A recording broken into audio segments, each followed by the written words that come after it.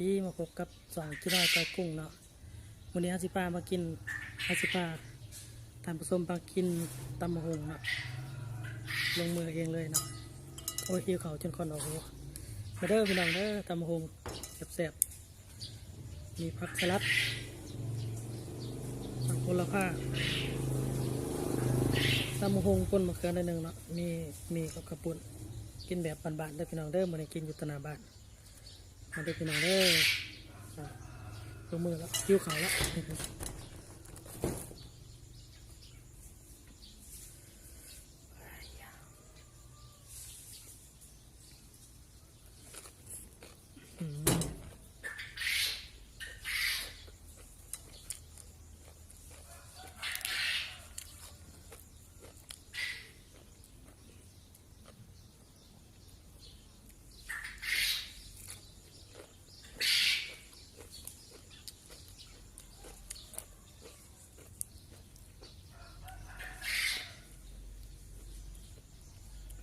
สมเป็ดๆเนาะ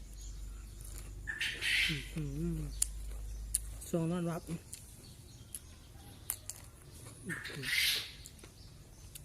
มันแค่พอเนาะเจ็บอยู่ส่วนหน้าบ้านเนาะ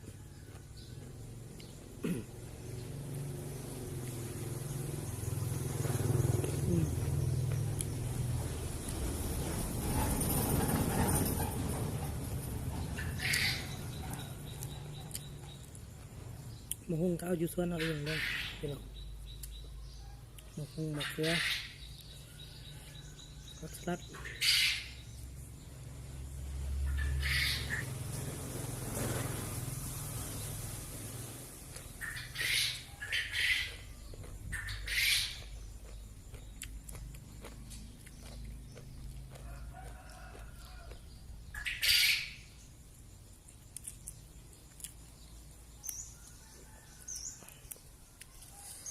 ที่ไทยตอนกินเนาะตอนเห็ดบริไทยซ้ำหิวข้าวแห้งพี่น้อง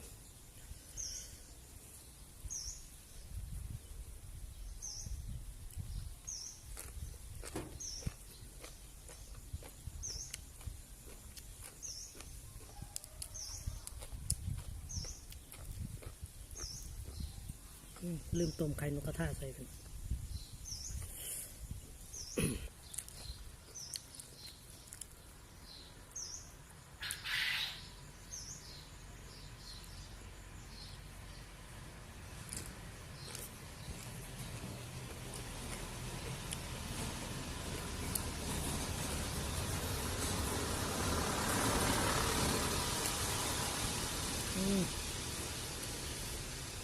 มะเขือพร้อมแซ่บพี่น้องอ่อนๆเผ็ดไปเลยบัวแดงแต่ว่าเผ็ดเนาะ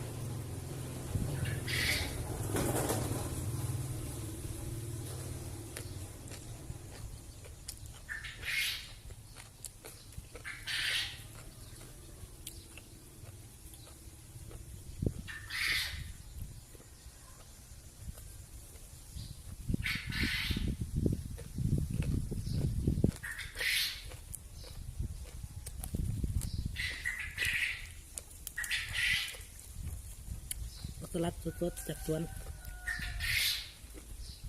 บ่มีสารเคมีใส่น้ำจุลินทรีย์กับปุ๋ยคอกรดเนาะ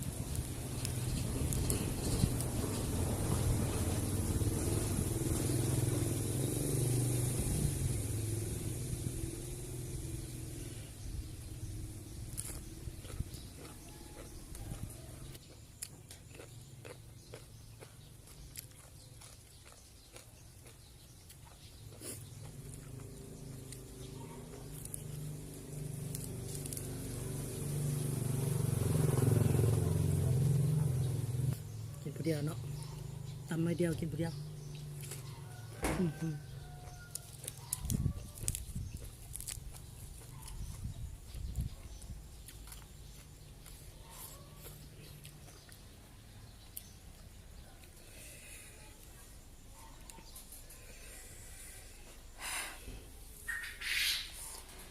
แบบว่า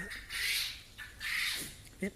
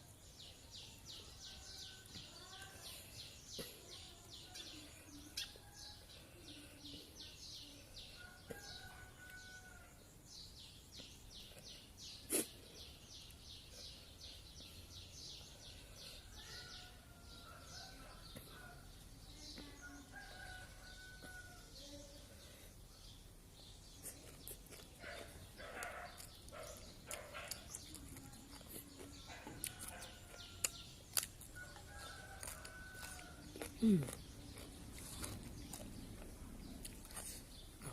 ลิปนี้ก็ดีจบเลยแล้วพี่น้องเด้อฝากกดไลค์กดแชร์กดติดตามให้กำลังใจหน่อยเด้อกด